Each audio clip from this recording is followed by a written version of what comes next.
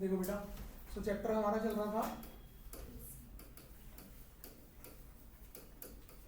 Alternating current, ठीक है।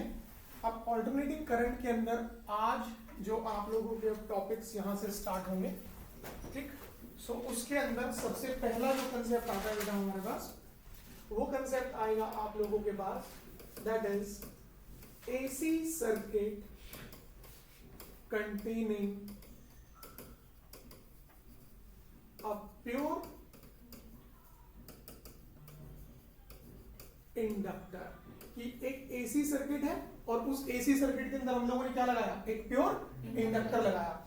और अब ये ध्यान रखना कि इंडक्टर इसे रिप्रेजेंट किससे करते हैं, एल से, और इंडक्टर इज बेसिकली क्या है आपके पास, एक कॉइल जिसके कोर में क्या होगी, air. So this is basically known as what?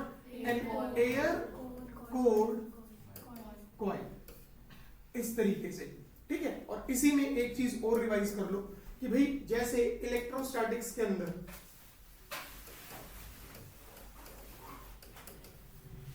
हम लोग एक चीज लिखते हैं relative permittivity, that is dielectric constant.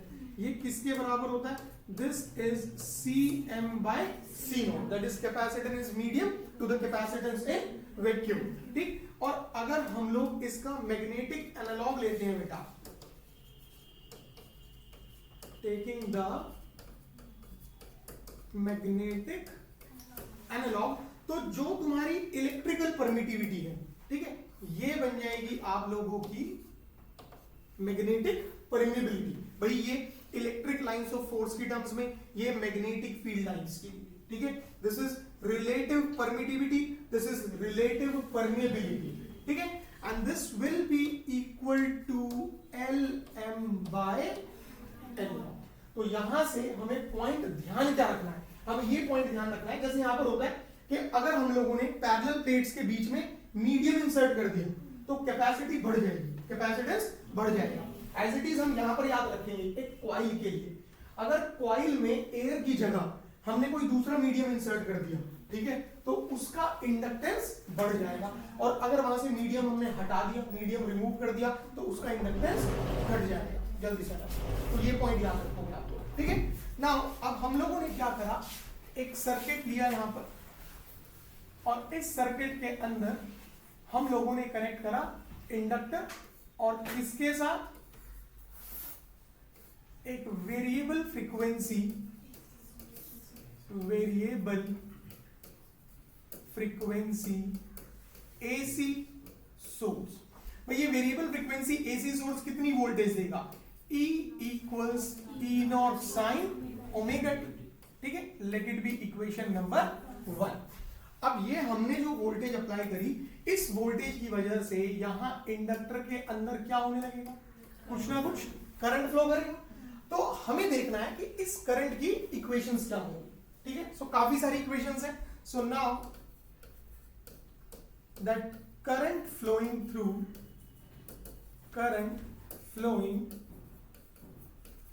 The inductor. अब इस इंडक्टर के थ्रू जो करंट फ्लो करेगा, तो उसमें सबसे पहला पॉइंट आप लोग क्या ध्यान रखना, बेटा इंडक्टर वाला हमने करा था या नहीं करा था, कर लिया था ना, ठीक है। सो इसको यही ड्रॉप कर रहे हैं, ठीक है, क्योंकि मुझे ध्यान ही वाला हो गया था हमारा।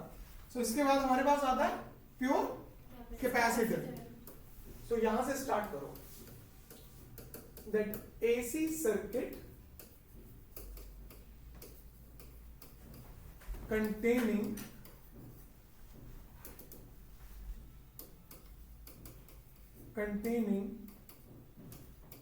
a pure capacitor। कि अगर एक एसी सर्किट के अंदर हम लोग क्या कनेक्ट कर दें, एक प्योर कैपेसिटर कनेक्ट करें, तो हमारे पास क्या क्या चीजें रहेंगी। अब देखिए बेटा, तो सबसे पहले हम लोगों ने क्या करा, ये कंसीडर किया एक parallel plate capacitor with the capacitance C, और इसको कनेक्ट कर दिया हम लोगों ने एक वेरिएबल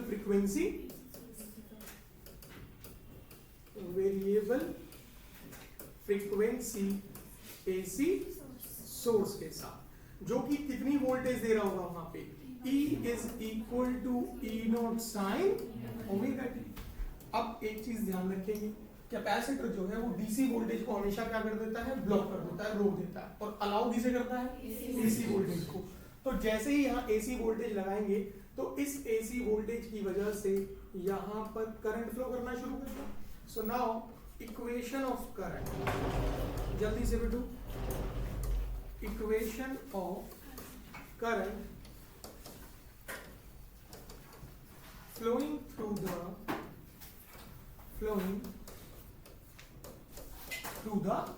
कैपेसिटर। जल्दी से आ जाओ बच्चे, ठीक। तो जब हम लोग लिखेंगे करंट की इक्वेशंस किसके लिए, एक कैपेसिटर के लिए, तो सबसे पहली चीज हम लिखेंगे बेटा मैक्सिमम करंट। भाई कैपेसिटर के थ्रू फ्लो करने वाला मैक्सिमम करंट कितना होगा, ध्यान रखनी है इक्वेशन आप लोगों को, that I is equal to I naught is equal to E naught omega C, और इसी को आप लोग लिखते हैं इस तरीके से E naught divided by 1 by omega C। तो दोनों फॉर्मूले ध्यान रखना कि अगर कैपेसिटर से मैक्सिमम करंट जा रहा है तो कितना, E naught omega C, और या फिर E naught by 1 by omega C। ये तो मैक्सिमम करंट की बात होगी, ठीक है। अब इसके बाद वो इक्वेशंस जिसकी हेल्प से हम लोग बनाएंगे वेवफॉर्म, और जिसकी हेल्प से हम पता करेंगे फेज डिफरेंस, और फिर हम बनाएंगे फेजर डायग्राम। तो अगली इक्वेशन जो आप लोग ध्यान रखेंगे, that I is equal to E nought 1 by omega C and cos omega t, और या फिर इसी को आप लिखिए I is equal to E nought omega C and cos omega t, इस तरीके से। और ये भी ध्यान रखना कि ये जो इक्वेशन हम लोगों ने लिखी, these will be only used for power calculation and drawing the waveform। सिर्फ और सिर्फ किसके लिए यूज होगी, पावर के लिए, और दूसरा क्या बनाने के लिए, वेवफॉर्म बनाने के लिए। इसका और कोई इस्तेमाल नहीं है, ठीक। और याद करो हम लोगों ने कहा था लास्ट क्लास में कि अगर हमें देखना है फेज डिफरेंस तो हार्मोनिक फंक्शन क्या होना चाहिए, सेम। भाई यहाँ पर ईएमएफ का हार्मोनिक फंक्शन क्या चल रहा है, साइन चल रहा है, तो इसका मतलब हम लोगों को जो इक्वेशन लिखनी पड़ेगी यहाँ पर, वो भी किसकी टर्म में लिखनी पड़ेगी, साइन की टर्म्स में। तो अगली इक्वेशन जब हम लिखेंगे बेटा, so the equation is I is equal to E naught omega C and sine of omega t plus pi by 2। और क्योंकि E naught omega C को हमने क्या लिखा हुआ है, I naught, तो हम लोग इसी इक्वेशन को फर्दर क्या लिखते हैं, that I is equal to I naught sine omega t and plus pi by 2, ठीक। और इसमें ध्यान रखेंगे कि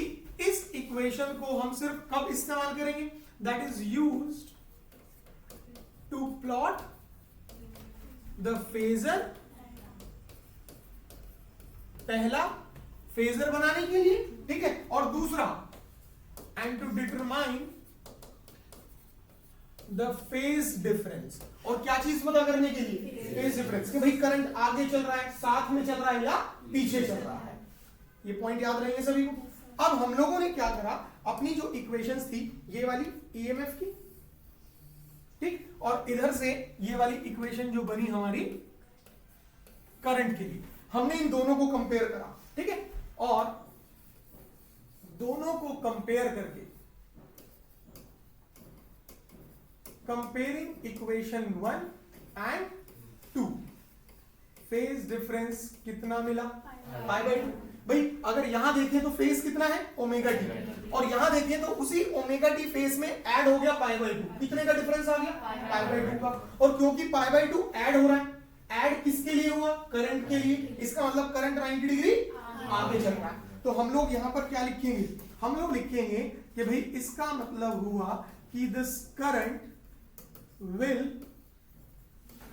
leads the EMF by pi by 2, कि वो 90 डिग्री आगे रहेगा।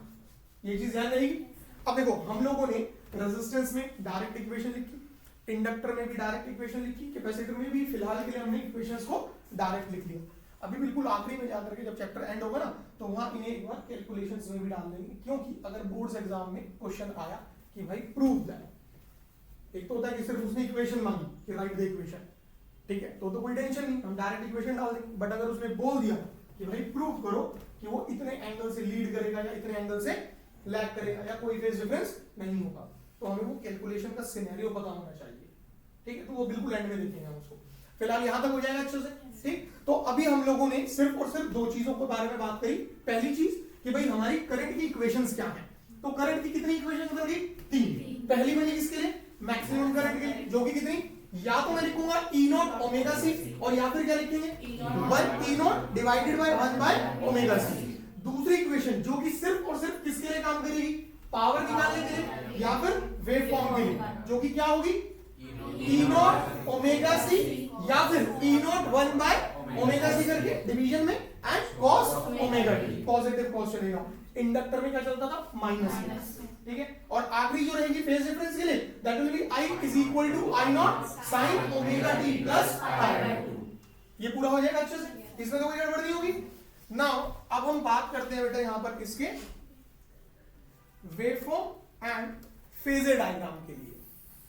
तो सपोज अगर हम लोगों ने सबसे पहले बात करी किसको बनाने की, एक प्रॉपर वेव फॉर्म के लिए, तो भाई ईएमएफ कितना है, ई नॉट साइन ओमेगा टी, इसका मतलब यहां तो आ जाएगा साइन का।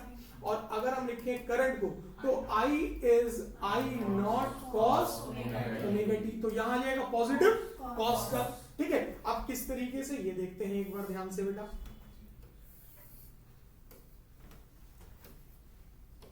इस एक्सेस पर कौन रहेगा, एम्पलीट्यूड रहेगा। भाई दो एम्पलीट्यूड बनाने पड़ेंगे, छोटा एम्पलीट्यूड किसके लिए, करंट के लिए, और बड़ा एम्पलीट्यूड किसके लिए, ईएमएफ के लिए।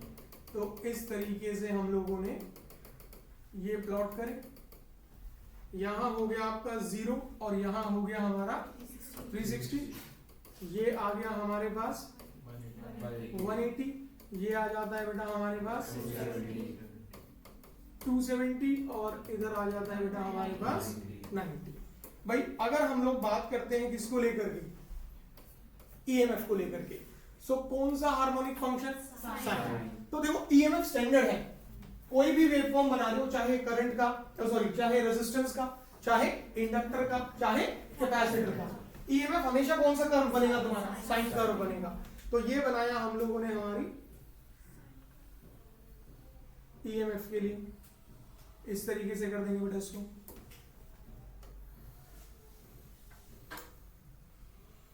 ठीक। और अगर हम लोग बात करते हैं बेटा अपने करंट को लेकर के, तो यहां कौन सा हार्मोनिक फंक्शन गया, और वो भी पॉजिटिव में। सो पॉजिटिव कॉस कर्व कैसे था आपका, पॉजिटिव 1 से, इस तरीके से करके हो जाएगा सभी का, ठीक। वैल्यूज लिख देंगे कि ये कौन होगा हमारा आई नॉट, और यहां से ये वैल्यू जो रहेगी वो किसके लिए रहेगी, ई नॉट के। तो ये वेवफॉर्म हो जाता है किसका, एक प्योरली कैपेसिटिव सर्किट के लिए। बना सकते हैं इसको अच्छे से, ठीक है। फिर इसके बाद आता है बेटा हमारे पास फेजर डायग्राम। अगर हम लोगों ने फेजर डायग्राम की बात करी, अच्छा एक चीज मैंने आपको बताई थी, इसका एक नाम और होता है, वो तो रूट मीन स्क्वायर वैल्यू है, वर्चुअल वैल्यू, इफेक्टिव वैल्यू। तो इसी को हम क्या बोलते हैं, रोटेटिंग वेक्टर। दिस इज हमारा रोटेटिंग वेक्टर, ठीक है। अब कैसे बनाएंगे इसको देखते हैं बेटा, यहां से इक्वेशंस लिख दो पहले। तो ईएमएफ कितना रहेगा, E is equal to E not sine omega t, और करंट कितना बनेगा, I is equal to I nought sine omega t plus pi/2, ठीक। तो जब हम यहां पर फेजर बनाने वाले हैं तो सबसे पहले इस एक्सिस पर क्या रखेंगे, एम्पलीट्यूड। भाई स्टैंडर्ड कौन हो गया, ईएमएफ, ठीक है। और ईएमएफ का एम्पलीट्यूड हमेशा ज्यादा है, बड़ा रहेगा, तो ईएमएफ की एरो लाइन जो है वो बड़ी रखेंगे, इस तरीके से करके कर दिया हम लोगों ने, ठीक। सो यहां लिख देंगे E is equal to E nought sine omega t, ये एम्पलीट्यूड कर दो तो यहां कितना हो जाएगा हमारे पास E नॉट, और ये कितना हो जाएगा हमारा ओमेगा टी, इस तरीके से, ठीक है। और अब हम बात करते हैं किसको लेकर के बेटा, करंट को। करंट का एम्पलीट्यूड ईएमएफ से हमेशा छोटा, कभी भी बराबर नहीं होगा और कभी भी बड़ा नहीं होगा, हमेशा क्या रहेगा, छोटा रहेगा, ठीक है। अब देखो भाई करंट 90 डिग्री आगे चल रहा है, ठीक है, एक पेन दिखाऊंगी, जैसे कि ये हमारे पास ईएमएफ और एक केस है हमारे पास कि करंट जो है वो ईएमएफ के साथ चल रहा है, तो हम लोगों ने क्या करा था, इसी के बिल्कुल साथ में करा, वो लाइन इसी के ऊपर आ गई, बट एरो लाइन जो करंट की थी वो छोटी। फिर हमने करा इंडक्टर, इंडक्टर केस में हमने करा भाई 90 डिग्री पीछे, तो ये जो एरो लाइन रेजिस्टेंस में यहां थी ये रोटेट करके कहां चली गई थी, ऐसे फोर्थ क्वाड्रेंट में आ गई थी, ठीक है, ईएमएफ से 90 डिग्री पीछे ऐसे करके। तो ये जो करंट की एरो लाइन में क्या कर रही है, रोटेट कर रही है ना, ये पहले यहां पर थी, अब रोटेट करके कहां गई, नीचे, और जब बात आई कैपेसिटर की तो वो यहां से 90 डिग्री सेकंड क्वाड्रेंट में आ गई ईएमएफ के रिस्पेक्ट में। So that's why it is also known as what, rotating vector. ध्यान रहेगा सभी को। अब हम लोगों को करना क्या है, करंट 90 डिग्री आगे, सो ईएमएफ से करंट 90 डिग्री आगे, ठीक, और ये कितना हो जाएगा हमारा पाई बाय 2, इसको ज्वाइन करेंगे बेटा यहां पर, और ये बना देंगे हम लोग आई नॉट, और इक्वेशन लिख देंगे फर्दर यहां पे कि that I is equal to I nought sine omega t plus pi by 2। तो ये याद रखना है आपको, इसका फेजर है, हो जाएगा।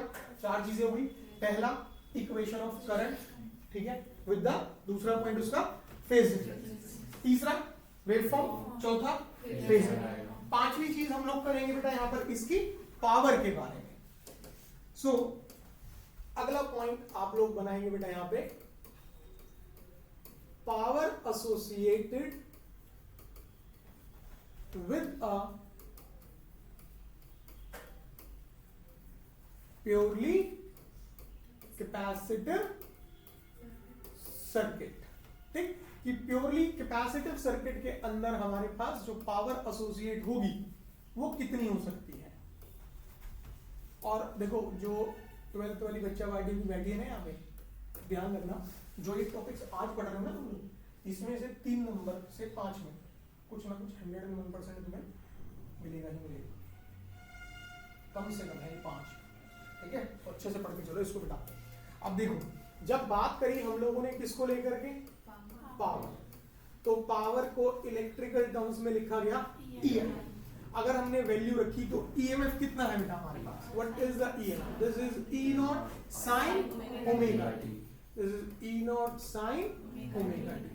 और मैंने कहा था ना पावर के लिए और वेव फॉर्म के लिए इक्वेशन कौन से वाली, कॉस वाली, जो कॉस के टर्म्स में थी, तो वो इक्वेशन क्या थी हमारी, आई नॉट कॉस ओमेगा टी, ठीक है। हम लोगों ने अपनी इस इक्वेशन को 2 से डिवाइड और 2 से मल्टीप्लाई ये कर लिया, ठीक है। तो भाई हमारे पास जो पावर बनी, तो ये पावर क्या लिखी जाएगी, dw by is equal to, यहां से हो गया E nought I nought by 2, और ये क्या बन गया हमारा sine 2 omega t, sine square it is sine 2 omega t. और जो dw बाय dt है ये हमारे पास क्या रहता है बेटा, इंस्टेंटेनियस पावर। तो ये ध्यान रखेंगे कि in case of purely capacitive circuit the instantaneous power is positive of E not I not by 2 sin 2 omega t, and in case of inductor same, बस क्या रहता है, नेगेटिव रहता है, ठीक है। नाउ अब इसी को अगर हम लोग dt को शिफ्ट करके ये कर दें, dw is E naught I naught by 2 and sin 2 omega t dt, और इसको कर दिया इंटीग्रेट, ठीक भाई, यहां रखो 0 से w, यहां रखो 0 से t। तो आप लोगों के पास जैसे ही इसे सॉल्व करते हो टोटल वर्क डन बन जाता है 0, ठीक। अगर टोटल वर्क डन 0 बना तो हम लोग कहते हैं average power is total work done by total time, इसे रिप्लेस करा, so what would be the average power? 0। तो हम क्या कहेंगे इन केस ऑफ रेजिस्टर, जो फॉर्मूला बनता था एवरेज पावर का, very first relation, it is E nought I not by 2। जब रेजिस्टेंस से बनाया तो क्या बना था ई नॉट आई नॉट बाई 2। उसके बाद हम उसे मॉडिफाई करके अलग अलग फॉर्म में लिखते हैं, तो 0 तो नहीं आ रहा ना, it is the product of E not maximum voltage and I not maximum current divided by 2। सो दो मैक्सिमम चीजों का प्रोडक्ट कर रहे हैं तो रिजल्ट भी क्या होगा? मैक्सिमम। तो इस वजह से कहते हैं रेजिस्टेंस में जो पावर लॉस है, जो पावर डेसिपेशन होगा, नुकसान होगा, वो सबसे ज्यादा। And whereas in case of capacitor and inductor हमारे पास कोई पावर लॉस एग्जिस्ट नहीं करता, करंट को फ्लो कर रहा है। ठीक है, तो सिचुएशन क्या बनी कि सर्किट में इंडक्टर है या फिर कैपेसिटर है, करंट को फ्लो करेगा। कैपेसिटर के केस में करंट 90 डिग्री लीड करेगा, इंडक्टर के केस में जो करंट है वो 90 डिग्री लैग करेगा। Current will be there but वो पावर एसोसिएट नहीं करेगा, पावर लॉस 0, पावर एग्जिस्ट नहीं करेगी। So that current will be termed as what? Wattles। ये लास्ट में बताया था, ठीक है, कि इन सिचुएशन में हम उसी करंट को क्या नाम दे देते हैं? Wattles। तो बहुत मजेदार चीज है। एसी करंट है, जब वही ऑल्टरनेटिंग करंट इंडक्टर में फ्लो करा या कैपेसिटर में फ्लो करा तो उसे ग्रो करने में और डीके करने में समय लगा। क्यों? क्योंकि इंडक्टर के केस में वो क्या कर रहा था? मैग्नेटिक एनर्जी स्टोर कर रहा था, और कैपेसिटर के केस में क्या कर रहा था? इलेक्ट्रोस्टैटिक एनर्जी स्टोर कर रहा था। इस वजह से उसे ग्रो करने में और डीके करने में टाइम लग गया, तो हमने उसे नाम दे दिया ट्रांसिएंट करंट। चैप्टर की शुरुआत में जब कंसेप्ट सीख रहे थे, थोड़ा थोड़ा आगे बढ़े तो अब हमें ये देखने को मिला कि भाई करंट तो फ्लो करेगा, ठीक है, वो या तो लीड कर सकता है या लैग कर सकता है, but will be there, current वहां फ्लो जरूर करेगा, और इस तरीके से करेगा कि वो एवरेज पावर कितनी बनाएगा? 0। तो कोई पावर लॉस एग्जिस्ट, तो फर्दर इस करंट को ही हम क्या नाम दे देंगे? Wattless current. इक्वेशन लिखवाई थी आपको लास्ट में, I wattless is equal to I nought sine phi. Sine phi आज देखेंगे कैसे कैलकुलेट होगा। तो यहां तक का पूरा हो जाएगा अच्छे से, पक्का? कोई दिक्कत तो नहीं इसमें? श्योर? लास्ट पॉइंट आता है बेटा आपके पास यहां पर कैपेसिटर केस का। This is capacitive reactance.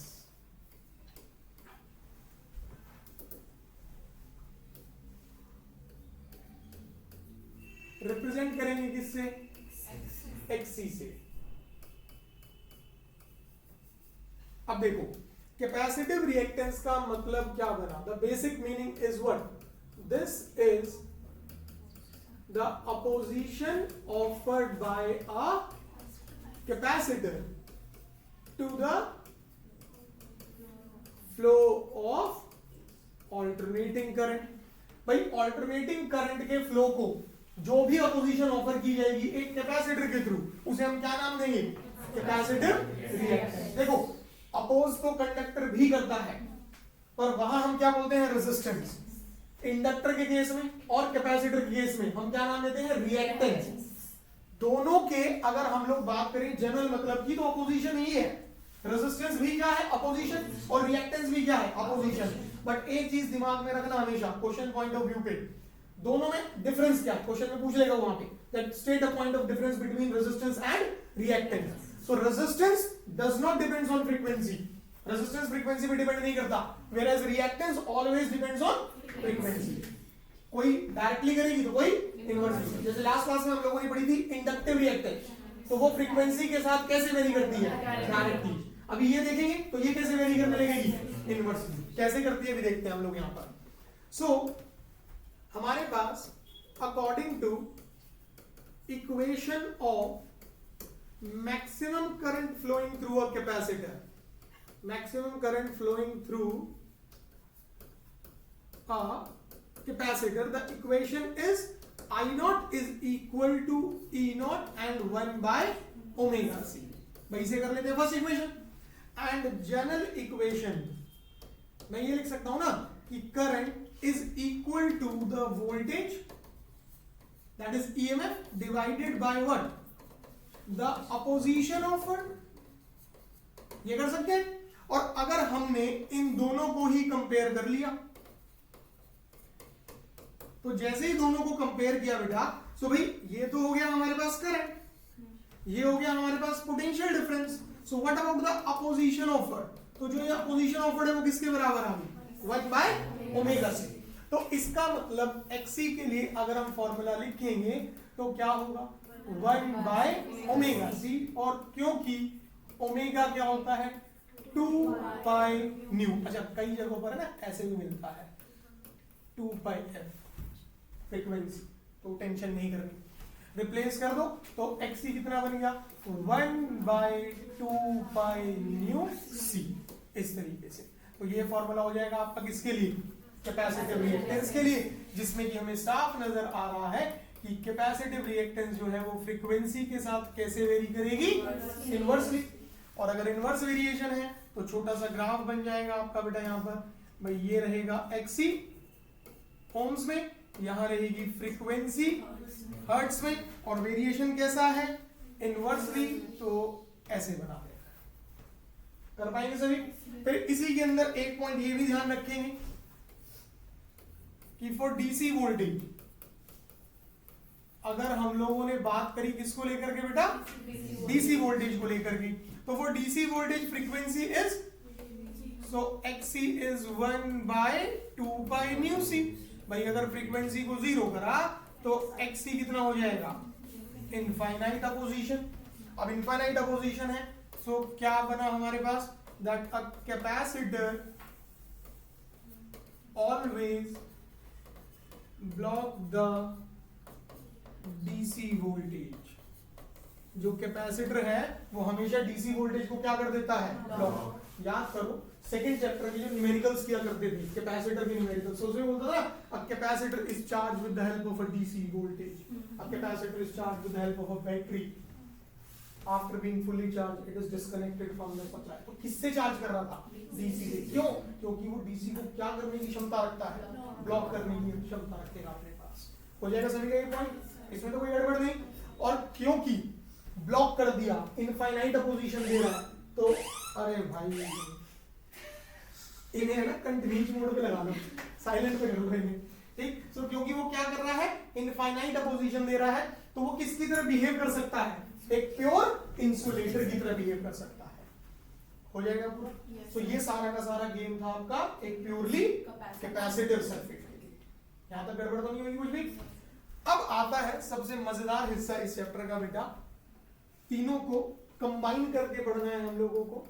This is series LCR circuit.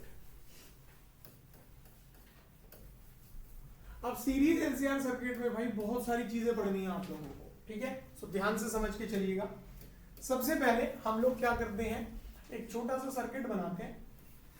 ये लिया इंडक्टर, ये लगाया यहां पर कैपेसिटर और ये कनेक्ट कर दिया हमने रेजिस्टर।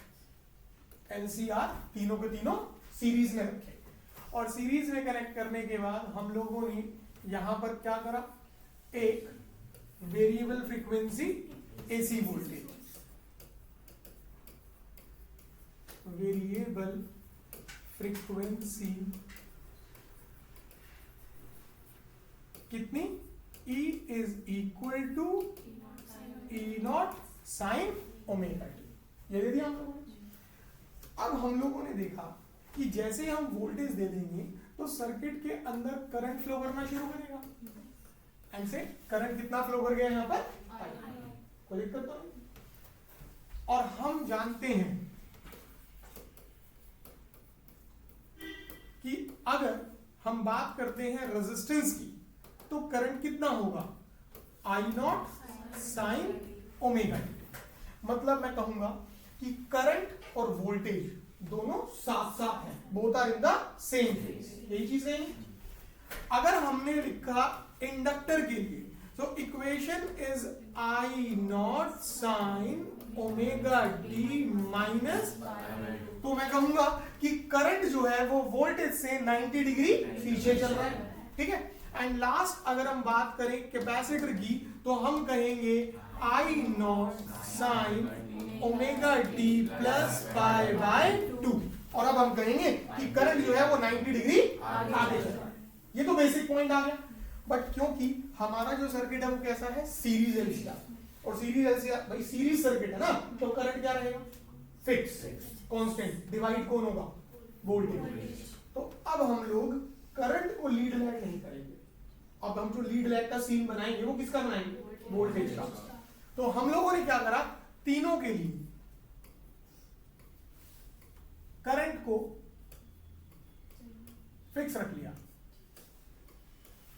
ठीक है, और लीड लैग जो करेंगे वो किसको करेंगे, वोल्टेज को।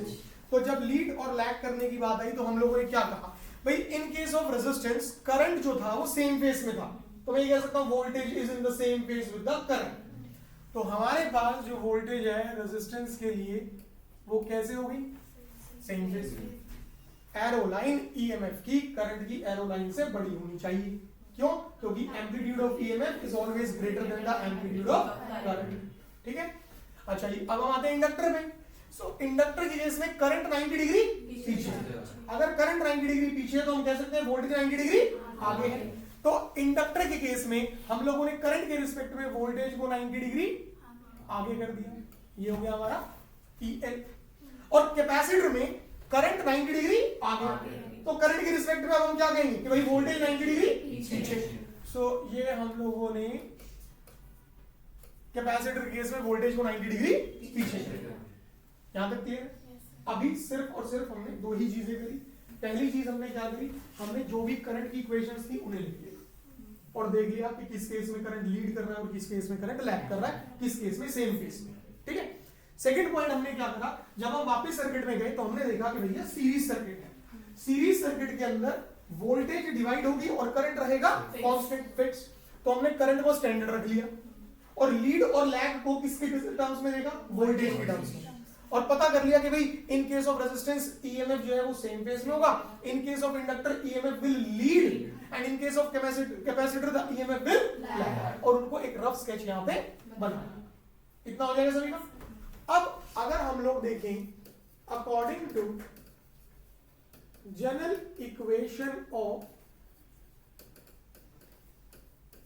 रेजिस्टेंस, सो हम लिखते हैं voltage is current into opposition. तो इस हिसाब से अगर हम लोग लिखें EMF across resistor, so this will be I naught R, as it is EMF across inductor will be I naught inductor की अपोजिशन जो कि कौन है, XL, और ठीक इसी तरीके से EC will be what I naught XC। ये इक्वेशंस बनेंगे, हम इन्हें कंसीडर कर लेते हैं इक्वेशन नंबर 1। यहां तक कोई दिक्कत तो नहीं, ठीक। नाउ अब ये सारे पॉइंट्स यूज करके we will plot a combined phasor diagram. अब एक कंबाइंड फेजर डायग्राम बनाते हैं, और जब कंबाइंड फेजर डायग्राम बनाने की बात आई तो हमने क्या करा, कुछ इस तरीके से रखा, ठीक भाई। अब जो स्टैंडर्ड है वो कौन हो गया, करंट। सो ये रख दिया मैंने यहां पर करंट वाली एरो लाइन आई। अब मैं बात करता हूं रेजिस्टेंस की। तो रेजिस्टेंस के केस में ईएमएफ जो है वो करंट के साथ सेम फेज में है। सो करंट के साथ EMF is in the same phase, दोनों साथ साथ आ जाएंगे। इंडक्टर के केस में हम लोगों ने जब देखा तो इंडक्टर के केस में हम क्या कह रहे हैं कि जो करंट है स्टैंडर्ड और ईएमएफ 90 डिग्री आगे हो गया, तो हम लोगों ने यहां पे बनाया ईएमएफ 90 डिग्री आगे कर देते हैं, और ये ध्यान रखेंगे कि ईएमएफ की एरो लाइन को थोड़ा सा बड़ा बनाए। अभी रीजन देखेंगे इसका क्यों, ठीक है। और फिर कैपेसिटर की बात करें तो कैपेसिटर के केस में करंट को फिक्स करके हमने देखा ईएमएफ को, तो ईएमएफ 90 डिग्री पीछे। तो यहां से in case of capacitor EMF will be 90 degree पीछे बना देते हैं, ये हो गया। और कैपेसिटर की जो तुमने वोल्टेज बनाई कैपेसिटर के लिए, वो वाली एरो लाइन इंडक्टर से थोड़ी छोटी, और इनके रीजन भी डालेंगे हम लोग, ठीक है।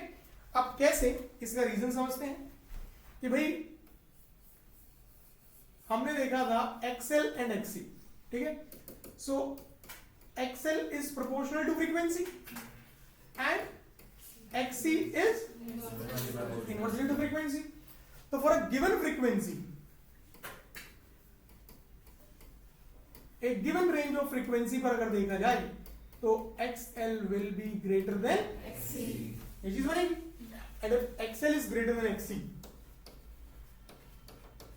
तो हम ये भी तो लिख सकते हैं I naught XL is greater than I naught XC, भाई दोनों तरफ I नॉट से मल्टीप्लाई कर लिया। And from equation 1 what is I naught XL, what is I naught XC, सो यहां से आ गया EL इज ग्रेटर देन, तो इस वजह से EL को बड़ा रखना है, EC को छोटा रखना है। यहां तक समझ आया सबको? Yes sir. अब देखो ध्यान से, हमारे पास ये अलोंग y एक्सिस दोनों एक दूसरे से कैसे एक्ट कर रहे हैं? अपोजिट। सो रिजल्टेंट के लिए आप ऐड करोगे सब्ट्रैक्ट करोगे? सब्ट्रैक्ट करोगे। So resultant will be like this, ऐसे बना सकते हैं बड़े वाले की तरफ। तो कितना लिखेंगे हम लोग यहाँ पे? This is EL minus EC, EL minus EC, ये बनाया हम लोगों ने, ठीक है। सो अब देखा जाए EL minus EC and ER दोनों कितने एंगल पर? 90। तो हम लोग बना लेते हैं यहां पर एक छोटा सा पैरेललोग्राम, ये यहां से पैरेलल और ये इस तरीके से। भाई ये वाली डॉटेड लाइन पैरेलल होगी किससे? ER से, और ये वाली पैरेलल होगी किससे? EL माइनस EC से, यही बनेगा ना। Now the diagonal will gives the resultant voltage, जो डायगोनल होगा वो हमें क्या देगा? हमारी रिजल्टेंट वोल्टेज। एंड से ये बन गया आपका रिजल्टेंट फेज डिफरेंस 5। तो देखो ये कितना है हमारे पास? This is EL minus EC, और यहां से ये वाली वैल्यू जो है ये कितना हो गया हमारे पास? ER। अब ये बताओ पूरा का पूरा फेजर क्लियर हुआ अच्छे से? अगर अब हम अपने इस ट्राइंगल के अंदर पाइथागोरस लगा लें तो हम लोग E नॉट को क्या लिख सकते हैं? Under root of this square plus, कर सकते हैं ना? ठीक, भाई यहां तक समझ आया? राइट, आउट अभी पक्का। चलो सो अब हम लोगों ने क्या करा यहां पर? Now using the Pythagoras, so हम लोग क्या लिखेंगे? This E not is equal to under root of ER square plus EL minus EC square, ये बनेगा। एंड फ्रॉम इक्वेशन नंबर 1, ये देखो बेटा ध्यान से, ये भी सारी values ER, EL and EC, इन सभी रीडिंग्स को आप लोग यहां रिप्लेस करो तो आपके पास कितना बनेगा? E not is equal to under root of I naught square R square plus, यहां से कितना आ जाएगा हमारे पास? This is I naught XL minus I naught XC का square.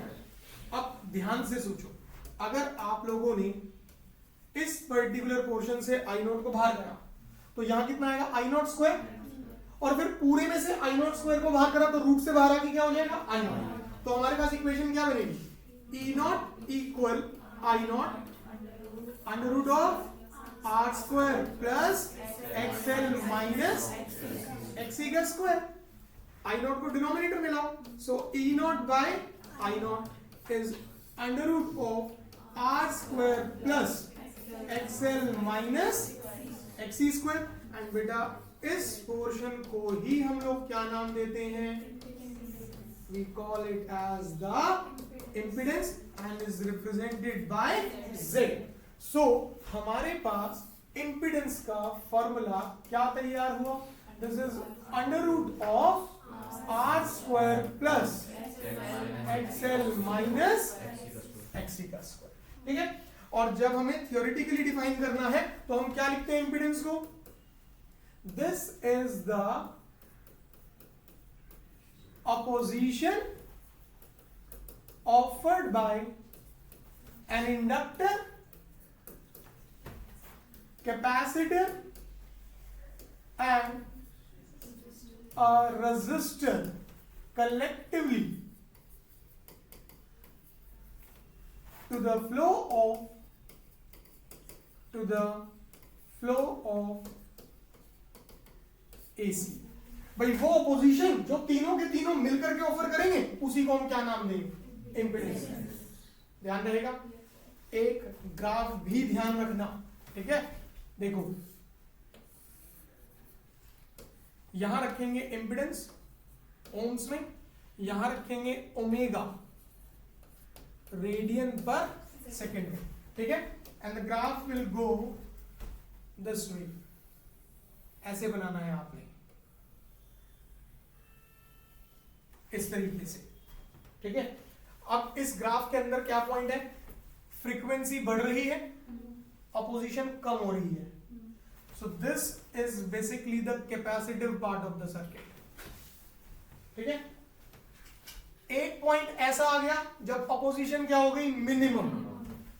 This is the resistive part of the circuit. Frequency बढ़ रही है, अब अपोजिशन भी बढ़ने लगी। This is the inductive part of the circuit, ठीक है। और जिस पॉइंट पे अपोजिशन मिनिमम हो रही है बेटा, ये वाली, अगर आप ध्यान से देखें इस पर्टिकुलर पॉइंट पर Z और R दोनों बराबर हो गए ना, सो यहां लिख देंगे Z इक्वल टू R, और यहां जो ये फ्रीक्वेंसी है this is omega R, that is resonating frequency. अभी अगले पॉइंट पे पढ़ेंगे हम लोग वहां पे। सो ये ग्राफ भी ध्यान रखना है आप लोगों को, किसके लिए, impedance with respect to frequency, याद रहेगा। एंड सपोज अगर उसने बोला current with respect to frequency, तो इसी का क्या कर देना है, रिवर्स, उल्टा बना देंगे। भाई देखो, अपोजिशन कम हो रही है तो करंट बढ़ेगा, अपोजिशन मिनिमम होगी तो करंट मैक्सिमम, फिर अपोजिशन बढ़ रही है तो करंट ऐसे नीचे आ जाएगा। तो इसका मतलब अगर आप लोग ग्राफ देखते हो किसके लिए, current with respect to frequency, तो जो अभी ऐसे बनाया ना, आप इसी ग्राफ को क्या कर देंगे, रिवर्स कर देंगे। याद रहेगा सबको अच्छे से, पक्का। सो ये था एलसीआर का पहला पॉइंट, जिसमें कि हमें क्या कैलकुलेट करना होता है, सिर्फ इंपेडेंस। कोई दिक्कत इसमें, इधर आई नॉट स्क्वायर आ जाएगा, आई नॉट स्क्वायर, ठीक है। यहां तक कर पाएंगे ना सभी ना। अगला पॉइंट देखो बेटा ध्यान से, नेक्स्ट पॉइंट आता है हमारे पास एलसीआर के अंदर, दिस इज रेजोनेंस। अब देखो रेजोनेंस में क्या ध्यान रखना है भाई, अगर opposition offered by inductor becomes equal to opposition offered by a capacitor। भाई अगर इन दोनों ने जो अपोजिशंस दी, मतलब इंडक्टिव रिएक्टेंस और कैपेसिटिव रिएक्टेंस, ये दोनों इक्वल हो जाते हैं, तब हम हमारे सर्किट को किस सिचुएशन में, किस कंडीशन पे कहेंगे कि रेजोनेंस अचीव कर लिया गया है वहां पे, ठीक। तो अब इसकी इक्वेशन बना देते हैं हम लोग, यहां पर देखो। सो ये हमारे पास क्या बना कि XL is equal to XC, ये चीज देखी आप लोगों ने। Now what is XL, omega L, and what is XC, 1 by omega C, ठीक। शिफ्ट करो, so omega square is equal to 1 by LC। So what will be this omega, it is 1 by root of LC, ये कर सकते हो। तो ये तो आ गई एंगुलर रिजोनेटिंग फ्रीक्वेंसी, ठीक है। और क्योंकि ओमेगा जो है हमारे पास क्या लिखा जाएगा, it is 2 pi nu, so यहां से 2 pi nu will be equal to what, 1 by root of LC। Omega की वैल्यू आपने यहां रिप्लेस कर दी, ठीक है। सो जैसे रिप्लेस करी तो लीनियर रिजोनेटिंग फ्रीक्वेंसी कितना आ गया, 1 by 2 by and under root of LC। So ये एंगुलर रिजोनेटिंग फ्रीक्वेंसी और वो लीनियर, ध्यान रहेगा। फिर यहीं पर कंडीशन आती है बेटा हमारे पास, देखो इन LCR हम लोगों ने क्या निकाला, impedance, and what is the impedance बेटा, it is under root of R square plus XL minus XC square। भाई एट रेजोनेंस अगर हम बात कर रहे हैं रेजोनेंस पर, सो रेजोनेंस पर XL और XC दोनों ही क्या है, बराबर। अगर आपने इस पॉइंट को यहां इंप्लीमेंट कर दिया, so Z will be equal to R। आई बात समझ में, अब समझो ध्यान से इसका मतलब क्या है। 2 पॉइंट निकल के आएंगे। पहली चीज, we call this as the minimum opposition condition. ठीक है, यहां जो अपोजिशन होगी करंट के लिए वो क्या रहेगी, मिनिमम। अगर मिनिमम अपोजिशन है तो this means the current is going to be, that is, question में ध्यान रखना है कि अगर उसने बोल दिया find out the maximum current, find out the peak value of current, find out the amplitude of current, इसका मतलब वो किस पे बात कर रहा है, रेजोनेंस पे बात कर रहा है। ये चीज ध्यान रहेगी। और रेजोनेंस पे बात कर रहा है तो ये सब पॉइंट्स खेलेंगे फिर हम लोग। ठीक है, तो एक चीज तो रेजोनेंस से हमें ये ध्यान रखनी है, हो जाएगा अच्छे से। नाउ सेकंड पॉइंट, रेजोनेंस जो हमने इंप्लीमेंट करा वो किस में इंप्लीमेंट करा, एक एलसीआर सर्किट में। और एलसीआर सर्किट की तो बात हो गई भाई, इंडक्टर भी है, कैपेसिटर भी है और रेजिस्टर भी है। पर जब हमने रेजोनेंस इंप्लीमेंट कर दिया तो Z किसके इक्वल आ रहा, इसका मतलब the circuit will behaves as a purely resistive circuit. भले ही इंडक्टर भी है, भले ही कैपेसिटर भी है, बट रेजोनेंस हो गया ना, और रेजोनेंस पे Z किसके बराबर आ गया, R के। सो दूसरा पॉइंट क्या ध्यान रखना है कि एट रेजोनेंस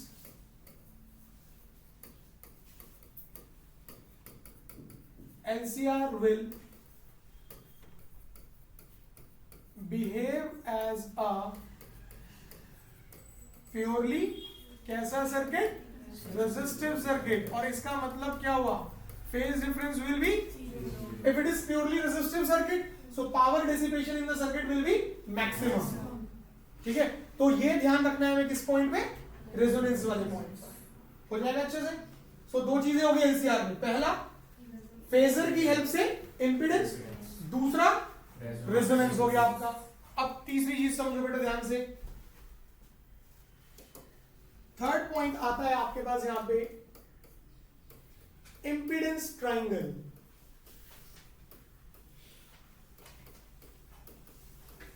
इंपीडेंस ट्राइंगल, ये भी बेटा बहुत इंपॉर्टेंट है, ध्यान से देखिएगा। अभी हम लोगों ने अगर फेजर डायग्राम को ध्यान से देखो आप लोग बेटा, ये ट्राइंगल पकड़ो, ये राइट एंगल ट्राइंगल। इस राइट एंगल ट्राइंगल के अंदर जो बेस है, this is basically the EMF across resistor, और ये जो परपेंडिकुलर है, this is the difference of voltage across inductor and capacitor. तो ये जो ग्राफ चल रहा है वो किसकी टर्म्स में चल रहा है, वोल्टेज की टर्म्स में। हम सेम पकड़ेंगे, सेम ट्राइंगल पकड़ेंगे, पर वोल्टेज की टर्म्स में नहीं, किसकी टर्म्स में लेंगे, अपोजिशन की टर्म्स में, रेजिस्टेंस एंड रिएक्टेंस की टर्म्स में। ठीक है, और उसको किस तरीके से बनाना है ये देखो ध्यान से। सो इंपीडेंस ट्राइंगल में हम क्या कहेंगे कि भाई एक राइट एंगल्ड ट्राइंगल, इस तरीके से हम लोगों ने कंसीडर कर लिया एक right angle triangle. So this is A B C, जिसकी जो बेस है वो रिप्रेजेंट कर रही हो रेजिस्टेंस को, और जो परपेंडिकुलर है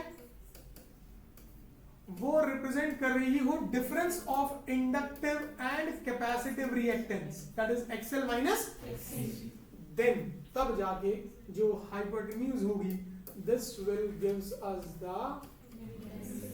इंपीडेंस। तब ये हाइपोटेन्यूज हमें क्या देगी, इंपीडेंस। तो ये ध्यान रखना है लिखते समय भी, कि ये नहीं कहेंगे रिप्रेजेंट इंपीडेंस, नहीं, वो रिप्रेजेंट नहीं कर रहा, वो तो देगा हमें। सो एक राइट एंगल ट्राइंगल जिसका बेस रिप्रेजेंट करेगा रेजिस्टेंस, परपेंडिकुलर रिप्रेजेंट करेगा इंडक्टिव एंड कैपेसिटिव रिएक्टेंस के डिफरेंस को, तब जाके जो हाइपोटेन्यूज है वो क्या देगी, इंपीडेंस। ये क्लियर हुआ। अब इस इंपीडेंस ट्राइंगल के अंदर हमें चार चीजें करनी है। देखो, ये हो गया हमारा फेज डिफरेंस, कि भाई ईएमएफ और करंट के केस में फेज डिफरेंस कितना आएगा हमारे पास, उनके बीच में कितना फेज डिफरेंस आएगा। तो जो सबसे पहला पॉइंट हमें लगाना है बेटा यहाँ पे, वो लगाना है इंपीडेंस के लिए। ठीक है, सो हमने क्या करा, यूजिंग योर पाइथागोरस थ्योरम, यहाँ पे पाइथागोरस थ्योरम लगाओ।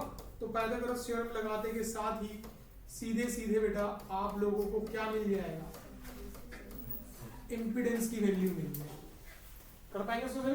ठीक है, फिर इसके बाद सेकेंड पॉइंट में आप लोग लगाइए साइन फाई।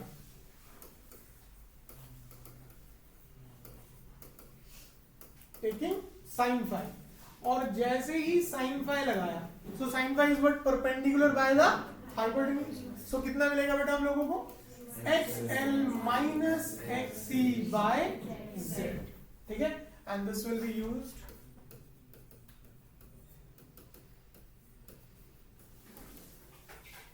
Wattless current. इसको आप कहां इस्तेमाल करोगे, वॉटलेस करंट के लिए। वॉटलेस करंट की इक्वेशन आप लोगों को याद होनी चाहिए, that I is equal to I nought sine phi, ठीक है। सो ये आप लोग ध्यान रखेंगे किसके लिए, वॉटलेस करंट के लिए। हो जाएगा अच्छे से, ठीक। फिर इसके बाद आप लोगों के पास आता है बेटा यहां पर third point, we will be using cos phi,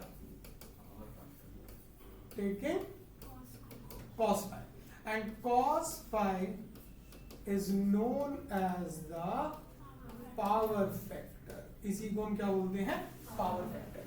अगर हम इसे इंपीडेंस ट्रायंगल से डिफाइन करते हैं तो ध्यान से देखो, it is going to be base by hypotenuse, that is going to be R by Z। और अगर हम इसे थियोरेटिकली करते हैं, so this is the ratio of true power to the apparent power, true power over the apparent power. अब ये true power का मतलब क्या है और अपरेंट पावर का मतलब क्या है। So true power is the power delivered by the resistor.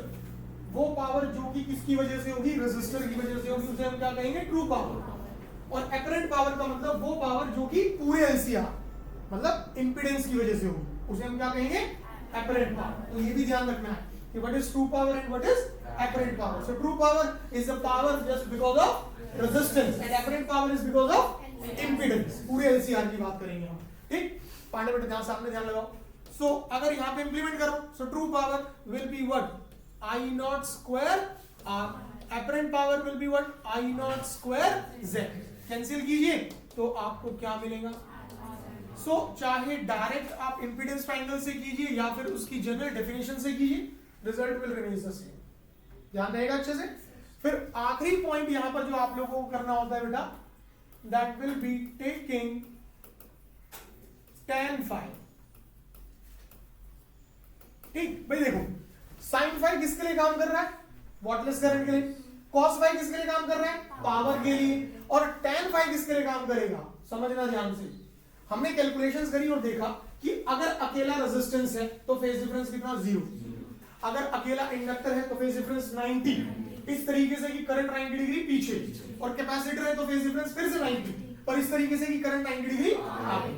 तो ये तो इंडिविजुअल थे, बट अगर तीनों साथ में है तो फेज डिफरेंस कुछ भी हो सकता है, पॉजिटिव भी हो सकता है और नेगेटिव। तो अगर पूरे एलसीआर सर्किट में हम फेज डिफरेंस देखना चाहते हैं तो हमें क्या यूज करना है, टेंजेंट tan phi यूज करना है। और हम क्या लगा देंगे यहाँ पे, tan phi is equal to perpendicular, that is XL minus, and base that is। तो ये चीजें हमें ध्यान रखनी है किसके लिए बेटा, इंपीडेंस। यहां तक समझ आया। ये लेंदी है टॉपिक। एलसीआर में सबसे पहली चीज phasor diagram along with impedance, हो जाएगा अच्छे से। दूसरी चीज रेजोनेंस। रेजोनेंस में रेजोनेंस की कंडीशन क्या है, XL इक्वल टू XC। फॉर्मूले दो, एक एंगुलर फ्रीक्वेंसी 1/√LC, एक linear frequency nu is equals to 1/2√LC। Resonance को जब एलसीआर में इंप्लीमेंट करा तो क्या मिला, मिनिमम अपोजिशन कंडीशन, जिसकी वजह से करंट क्या रहेगा, maximum amplitude of current, peak value of current, maximum value of current, ये वाले पॉइंट, ठीक है। और क्योंकि Z इक्वल टू R हो गया तो circuit is behaving as a purely resistive circuit, मतलब phase difference of the LCR and resonance will be 0, ठीक है। अब क्योंकि प्योरली रेजिस्टिव हो गया तो पावर डिसिपेशन क्या होगा, मैक्सिमम, ठीक। और फिर उसके बाद वही उस एलसीआर के फेजर से क्या निकाला, इंपीडेंस ट्रायंगल, जिसमें कि चार चीजें लगा दी है। पहला, अगर पाइथागोरस लगा दिया तो हमें क्या मिल जाएगा, इंपीडेंस। दूसरा, साइन फाई लगाया, so that will help us to calculate the wattless current. तीसरा, अगर हमने कॉस फाई लगाया, so that will give us the information about the power, कि भाई पावर मैक्सिमम होगी या मिनिमम होगी, ठीक है। फॉर एग्जांपल, अगर केस है रेजिस्टेंस का, so phase difference is 0, cos 0 is 1, and 1 is the maximum value of cos function. This means in case of resistance, power will be maximum. पीछे prove भी करा हम लोगों ने। If it is an inductor or a capacitor, तो हमने कहा 0, check it out। भाई अगर इंडक्टर है और कैपेसिटर है तो फेज डिफरेंस कितना, 90, and cos 90 is what, so power is 0। आया बात समझ। सो इसका मतलब जो cos phi है, जो पावर फैक्टर है, that will gives us the information about power. Clear हुआ? और फिर क्या लगाना है आखिरी में? Tangent tan phi। So tan phi will help us to calculate the phase difference in the LC, क्योंकि इंडिविजुअल के तो हमें पता रेजिस्टेंस में 0 है, इंडक्टर कैपेसिटर में 90 है, बट अगर तीनों साथ में है तो हमें क्या करना पड़ेगा? इंपीडेंस ट्रायंगल में क्या लगाना पड़ेगा? tan phi। यहां तक हो जाएगा अच्छे से? पक्का? कोई गड़बड़ तो नहीं करेंगे इसमें? एंड अब आता है आप लोगों के पास एक छोटा सा point, that is quality factor. ठीक, इसी को क्यू फैक्टर भी कहते हैं भाई। और अगर आप लोग इसे थियोरेटिकली डिफाइन करते हो क्वालिटी फैक्टर को, तो इसका मतलब क्या होता है आपके पास? This is sharpness of tuning at resonating frequency। इसका मतलब क्या है? जैसे हम रेडियो सुन रहे हैं, ठीक है, सो से हम लोग 93.5 रेड एफएम की बात करते हैं। सो 93 रेड एफएम का एक पूरा हेडक्वार्टर होगा, उनका एक ऑफिस होगा जहां से वो अपने प्रोग्राम्स को टेलीकास्ट करते हैं, ठीक है, जहां से वो बात कर रहे हैं। तो अब जब वो उसको टेलीकास्ट कर रहे हैं, so that will be what? In the form of waves. अब वो वेव्स कहां रहेंगी? Atmosphere, and these waves have a frequency. उनकी क्या होगी? टेलीकास्टिंग फ्रीक्वेंसी है। देन अब हमारा जो सर्किट है, जो हमारा रेडियो ट्रांजिस्टर है, उसको उस फ्रीक्वेंसी को रिसीव करना है, ठीक है। तो वो क्या करेगा? सर्किट में उस फ्रीक्वेंसी को बनाएगा। कैसे? रेजोनेंस के through, XL equal to XC के थ्रू, ठीक है। और जैसे वो टेलीकास्टिंग फ्रीक्वेंसी जो एटमॉस्फेयर में और हमारे सर्किट में फ्रीक्वेंसी दोनों क्या हो जाएगी? मैच। जैसे ही मैच हो गई, हमें अगर हम रेडियो सुन रहे हैं तो वो ऑडियो सिग्नल, और अगर टीवी देख रहे हैं तो वो ऑडियो और वीडियो दोनों क्लियर मिलने शुरू हो जाएंगे। So what is this? Sharpness. कहां पर? रिजोनेटिंग फ्रीक्वेंसी पर। सो क्वालिटी फैक्टर यही चीज है। This is sharpness of tuning at the resonating frequency. ध्यान रहेगा?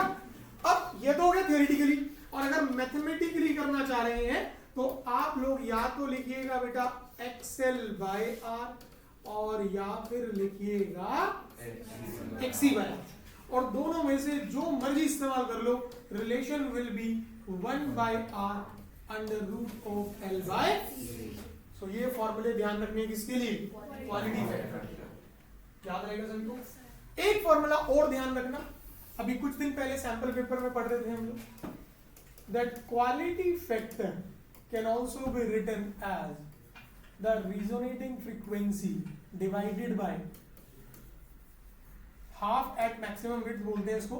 तो आप लोग इसको क्या लिख लीजिए? सीधे सीधे बैंड विड्थ। इसको भी ध्यान रखना, हो जाएगा अच्छे से? पक्का? श्योर? एंड फाइनली एलसीआर का लास्ट कंसेप्ट, ये 3 नंबर में स्ट्रेट फॉरवर्ड डेरिवेशन मिल सकती है बेटा आप लोगों को, and this is average power associated in a series LCR circuit. हमें देखना है कि अगर हमारे पास एक सीरीज LCR सर्किट आ जाता है तो उसमें एवरेज पावर कितनी बनेगी, ठीक है। अब इसे करने के लिए आप लोग 2 पॉइंट्स ध्यान रखेंगे हमेशा, ठीक है। पहली चीज, if it is the integral of sine square omega t from 0 to t, ठीक है, जिसे कि आप क्या लिखते हैं? 1 minus cos 2 omega t by 2। यहां पर इंटीग्रेटिंग एलिमेंट भी लगेगी इस तरीके से, फ्रॉम 0 to t, ठीक है। This is always t by 2। पूरा सॉल्व करके दिखाने की जरूरत नहीं है, आपको अपने जहन में ध्यान रखना कि भैया ये होता है हमारे पास, ठीक है। और इसी के साथ फिर दूसरा ध्यान रखेंगे, sine 2 omega t from 0 to t. This is always 0. बस यही दो चीजें हैं जिससे ये पूरा बन जाएगा आपका, ठीक है।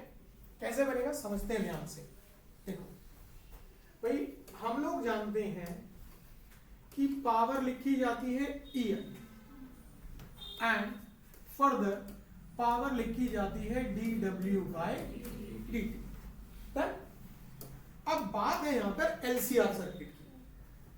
सो EMF तो कितना रहेगा, E0 sin ओमेगा टी। भाई क्योंकि LCR है, अब LCR में तो हम सीधे नहीं कह सकते ना कि फेज डिफरेंस 0 होगा, फेज डिफरेंस 90 होगा, क्योंकि पूरा LCR है। 0 तो सिर्फ रेजिस्टेंस में होता है और 90 जो है वो या तो इंडक्टर में या फिर कैपेसिटर में। तो इसका मतलब अगर LCR है तो फेज डिफरेंस हम डायरेक्ट 0 या 90 नहीं ले सकते, कोई आर्बिट्रेरी वैल्यू होगी। एंड से हम लोगों ने लिख लिया I0 sin omega T.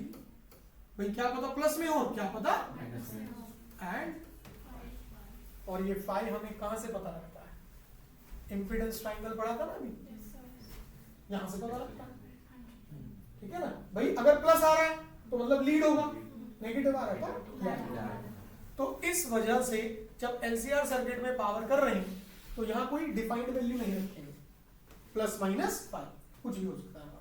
Clear हुआ। अब हमने इन दोनों को कंपेयर कर लिया, ठीक है, कंपेयरिंग बोथ द पावर्स। और जैसे ही कंपेयर करके लिखा तो बहुत ध्यान से dW/dt is equal to E0 I0। भाई E0 I0 sine omega t into this, ठीक है।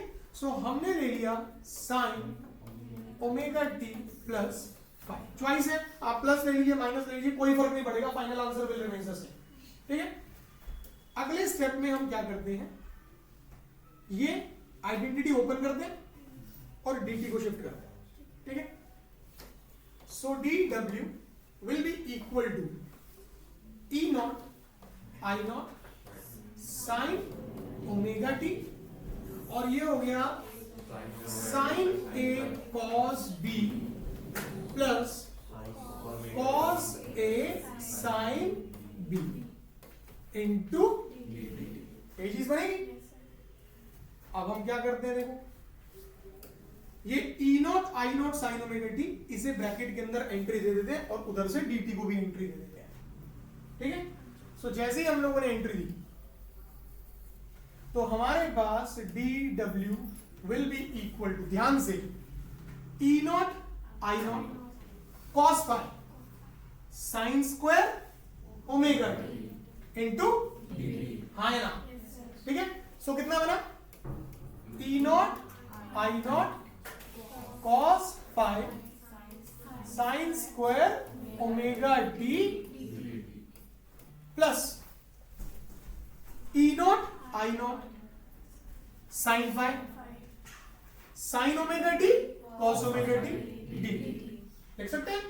सो अब हमने क्या करा, E0 I0 sine phi sine omega t cos omega t, भाई ब्रैकेट ओपन कर दिया फ्रंट वाले पार्ट के साथ भी और ये लास्ट वाले इंटीग्रेटिंग एलिमेंट के साथ, क्लियर है। अगले स्टेप पे क्या करो, इस हिस्से में जो सेकंड पोर्शन था ना, इसे 2 से मल्टीप्लाई और 2 से डिवाइड कर सकते हैं। अब जैसे हमने ये स्टेप किया तो अगला स्टेप हमारे पास क्या बना, देखेंगे ध्यान से, dW equals E0 I0 cos phi sine square omega t plus E0 I0 by 2 this sin phi, और यहां से ये 2 sin omega t cos omega t sin 2 omega t and बेटा क्लियर हुआ या नहीं, बहुत पेशेंस के साथ स्लोली, जल्दबाजी नहीं, गलती हो जाएगी तो कर सकते हैं। अब हम क्या करते हैं, इसको इंटीग्रेट, इक्वेशंस ध्यान से देख लो, यहाँ पर क्या इक्वेशन है और यहाँ पर क्या इक्वेशन है, ठीक है। दोनों तरफ करेंगे इंटीग्रेट, लिमिट 0 to t और लेफ्ट साइड में 0 से टोटल 1, ठीक है। जैसे ही हम लोगों ने इंटीग्रेट करने की शुरुआत करी,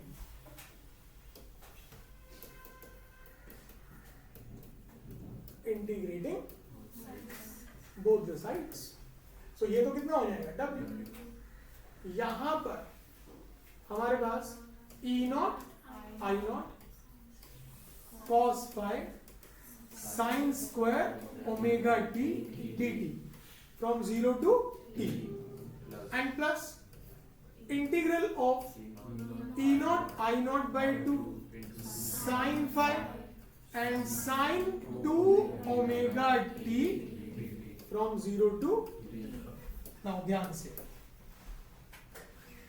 integral 0 to t and this sin square omega t is what? T by 2, and the integral 0 to t and sin 2 omega t dt is what? 0। ठीक है हमारे पास। तो अगर हम ये सब्स्टिट्यूशन कर लें, so work done will be यहां से E0 I0 2 into t into cos phi and plus, अभी प्लस 0 करो या माइनस कोई फर्क, तो हम लोग इसको हटा ही देते हैं, ठीक है। t को डिनोमिनेटर में लाओ, सो w by t and this can be E0 by root 2 I0 by root 2 into cos phi, and what is total work done by total time? Average power. What is E0 by root 2? ERMS. What is I0 by root 2? IRMS. So हमारे पास average power in LCR, अगर LCR में average power लिखते हैं तो what is the relation? This is ERMS into IRMS into cos phi। ये equation बन जाती है बेटा हमारे पास किसके लिए? Average power in LCR। कर सकते हैं यहाँ तक। तो ये था पूरा का पूरा LCR वाला पार्ट, मतलब LCR में हमें ये सारी चीजें अच्छे से तैयार करनी है, ठीक है। या 3 नंबर में या फिर 3+2 वाले पार्ट में जरूर मिलेगा इससे कुछ ना कुछ, तो अच्छे से प्रिपेयर कर लेना इसको। डन है यहाँ तक। एंड लास्ट कंसेप्ट आता है बेटा आपके पास, बहुत मजेदार है, दैट इज योर ट्रांसफॉर्मर।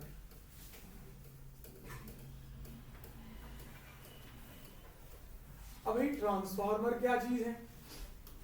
देखो मैंने आपको लास्ट में भी बोला था कि अगर हम सर्किट के अंदर इंडक्टर, कैपेसिटर और रेजिस्टर जब इनका इस्तेमाल करें, so we call it as the electrical device, तो उसे हम क्या नाम देंगे? Electrical device. और जैसे ही सेमीकंडक्टर आ जाता है वहां पे, ठीक है, P side N side of the semiconductor, एक डायोड आ गया, ट्रांजिस्टर आ गया, ये सब आ गए, तो फिर वो क्या हो जाती है? Semiconducting device. तो यहाँ अभी हम लोग अगर ट्रांसफॉर्मर को डिफाइन करते हैं तो इसे डिफाइन करते समय हम लोग क्या कहते हैं बेटा कि transformer is what? It is an कैसी डिवाइस? इलेक्ट्रिकल डिवाइस, ठीक है, ये पहली चीज। फिर दूसरा क्या करेगा? विच इंक्रीजेस और डिक्रीजेस द AC वोल्टेज। ध्यान रखना, ये बदलेगा नहीं, AC to DC, DC to AC नहीं, ये बदलने का काम नहीं करता। ये सिर्फ हाई वोल्टेज को लो वोल्टेज में और लो वोल्टेज को हाई वोल्टेज में, और सिर्फ कौन सी? AC। ये DC के लिए काम, ये भी ध्यान रखना, ये क्वेश्चन इंपॉर्टेंट और बेटा आपके पास है। This never works with, never works with DC voltage. ये DC वोल्टेज के साथ कभी भी काम नहीं करेगा। इसका रीजन समझ लो भाई। अभी हम बात करेंगे इसके बेसिक प्रिंसिपल की, ठीक है। So what is the basic principle of working? It's mutual induction. Principle of working की अगर बात करें, so it works on the phenomena of mutual induction. अब इसे समझो ध्यान से। म्यूचुअल इंडक्शन में हम दो इक्वेशंस लिखा करते हैं बेटा, एक होती है इन टर्म्स ऑफ करंट और एक होती है in terms of the induced EMF. ठीक है, अगर हम लिखते हैं in terms of current, the equation is the flux in secondary is equal to m current in the primary. ठीक है, और अगर लिखते हैं हम लोग in terms of the induced EMF, so this is written as m is equal to minus of EMF in secondary divided by rate of change of current in primary। इस तरीके से ये नेगेटिव ES, ठीक है, इस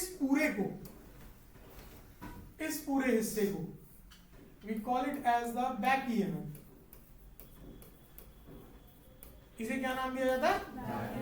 देखो, अगर तुम सिर्फ ले रहे हो ES, so that's induced EMF, फिर नेगेटिव साइन में लगाते हैं तो बोलते हैं वो भाई लेंसेज लो, कि जिसकी वजह से आ रहा है उसी को अपोज करेगा, क्योंकि इंड्यूस्ड ईएमएफ जिसकी वजह से आता है उसी को अपोज करता है, इस वजह से उसे नाम क्या दिया जाता है?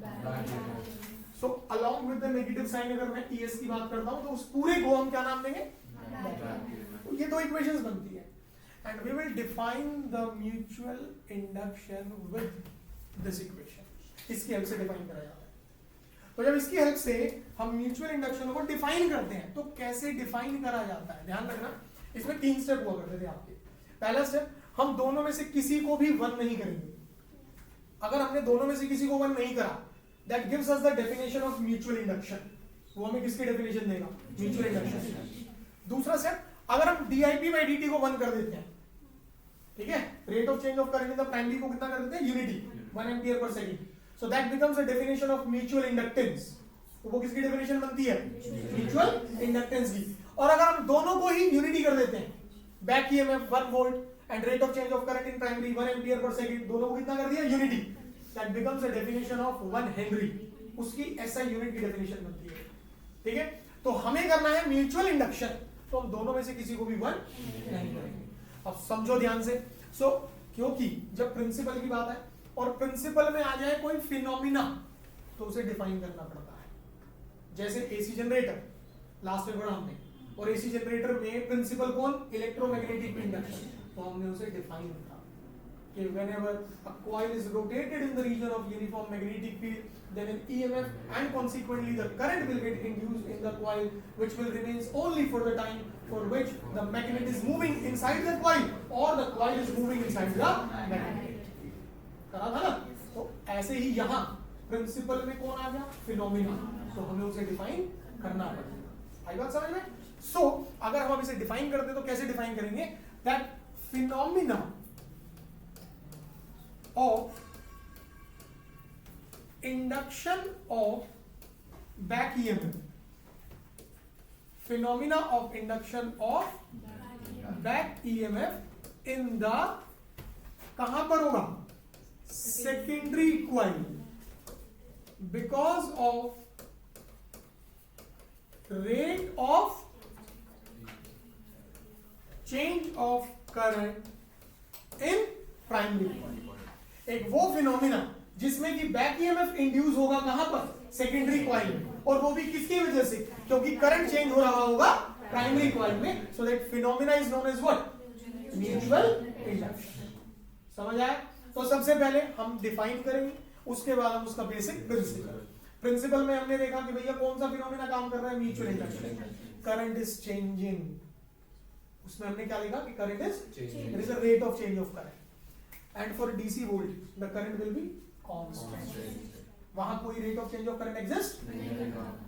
मैग्नेटिक फील्ड जो होगी वो भी कांस्टेंट हो जाएगी। अगर मैग्नेटिक फील्ड कांस्टेंट होगी तो चेंज इन फ्लक्स जो है वो कितना हो जाएगा? 0, क्योंकि फ्लक्स हो जाएगा कांस्टेंट और चेंज इन फ्लक्स कितना हो जाएगा?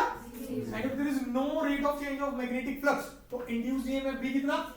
तो कोई इंडक्शन नहीं होगा। इस वजह से ट्रांसफार्मर डीसी वोल्टेज के साथ काम, सिंपल सी चीज है, DC voltage, current constant, current constant, magnetic field constant, magnetic field constant, flux constant, flux constant, change in flux 0, change in flux 0, induced EMF 0। If there is no induced EMF there is no induction. इसका तो principal ही क्या है?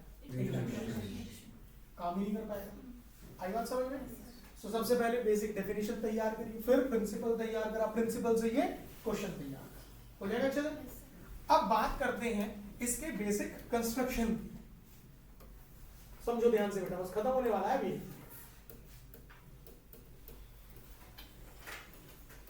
अगर आप लोग construction में जाते हैं तो सबसे पहले आप लोग क्या लेंगे बेटा, इस तरीके से एक फ्रेम बनाएंगे।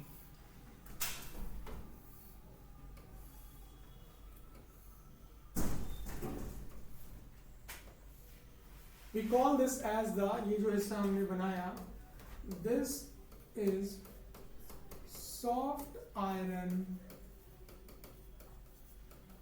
laminated core। ठीक है, अभी रीजन पढ़ने हैं हमें कि why we are using this soft iron and what is the function of this laminated core।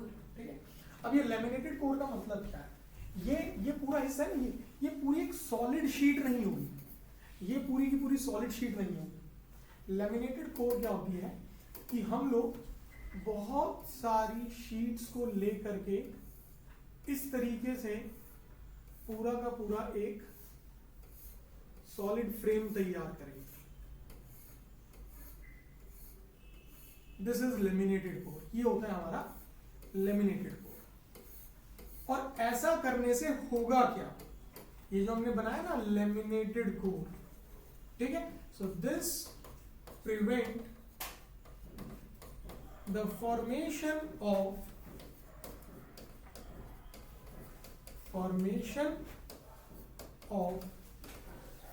Eddy current. ठीक है, ये एडी करंट को बनने से थोड़ा सा मिनिमाइज कर देगा। भाई एडी करंट बनेंगे तो पक्का 100% हम उसे जीरो नहीं कर पाएंगे, ठीक है, बट क्या कर सकते हैं, minimize with the help of what, laminated. Soft iron में लैमिनेटेड, सॉफ्ट आयरन का अलग फंक्शन है। ठीक है, अब सॉफ्ट आयरन क्यों भाई, so soft iron being ferromagnetic in nature, भाई इसका नेचर कैसा, ferromagnetic, will allow maximum magnetic field lines to pass through। ये क्या करेगा, मैक्सिमम फील्ड लाइंस को ना अंदर के अंदर ही क्रॉस आउट कराएगा, बाहर नहीं निकलने देगा।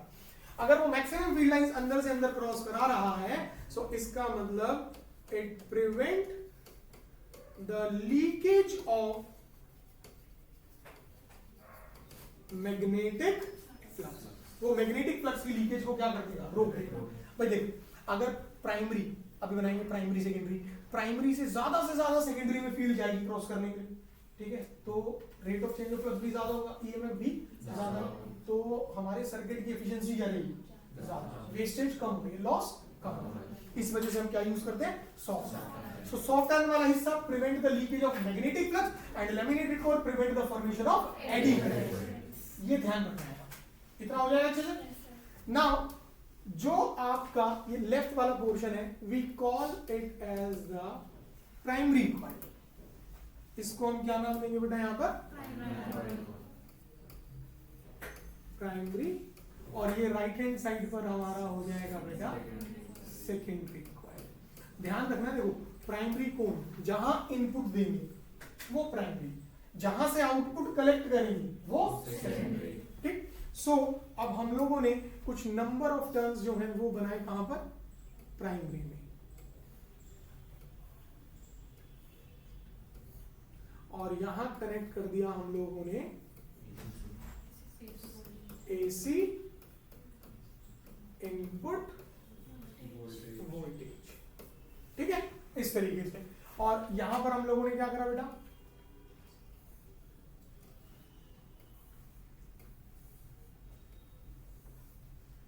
ये लगाया हमने लोड रेजिस्टर, ठीक है, और यहां से हम क्या कलेक्ट करेंगे, आउटपुट एसी वोल्टेज। सो ये हमारा बेसिक कंस्ट्रक्शन रहेगा, किसके लिए, एक ट्रांसफार्मर। हो जाएगा अच्छे से, पक्का।